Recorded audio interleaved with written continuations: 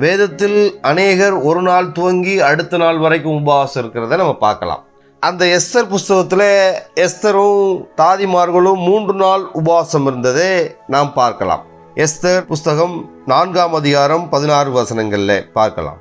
சவுலின் மரணத்தில் சவுலுக்காக சவுலை அடக்கம் பண்ணினவர்கள் 7 நாட்கள் உபவாசம் இருந்ததை பார்க்கலாம்.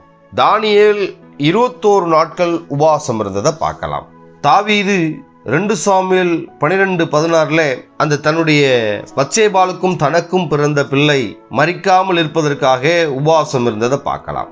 அடுத்து இந்த யோசாபாத் கர்த்தரை தேடுவதற்கு 1 நாள் உபவாசம் தேசத்தில் அறிவித்ததை பார்க்கலாம். 2 நாளாகவும் 23.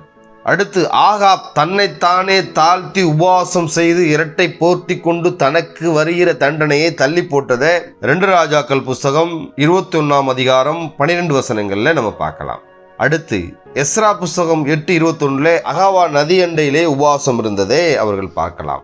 நெகேமியா 1:4 நெகேமியா 9:1 2 உபவாசங்களை குறித்து நம்ம பார்க்கலாம்.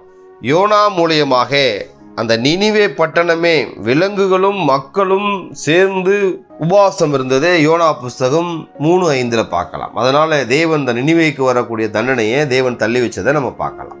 அடுத்து புதிய ஏற்பாட்டில் யோவானுடைய சீசர்களும் பரிசேயரும் உபவாசம் இருந்ததை மார்க் 2:18 லூக்கா 5:33 பார்க்கலாம்.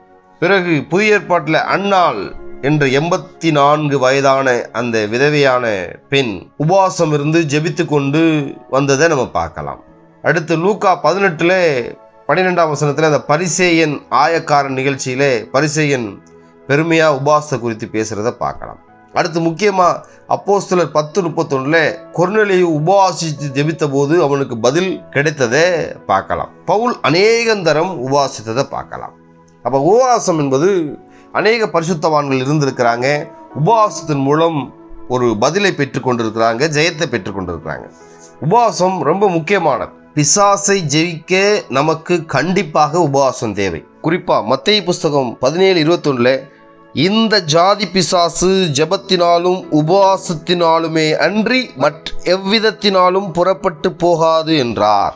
அப்ப பிசாசின் வல்லமைகளை முறியடிக்கணும், அசுத்தாவின் கிரியைகளை செயல்படாம தடுக்கணும் அப்படின்னா ஒரு ஜெபத்தோடு கூடிய உபவாசம் கண்டிப்பாக தேவை. கடைசியாக நாமும் உபவாசம் இருந்து உன்னதமானவரை தரிசிப்போம். உபவாசம் இருந்து தரிசனங்களை பெற்றுக்கொள்வோம். கர்த்தர் தாமே உங்களை ஆசீர்வதிப்பாராக. ஆமென்.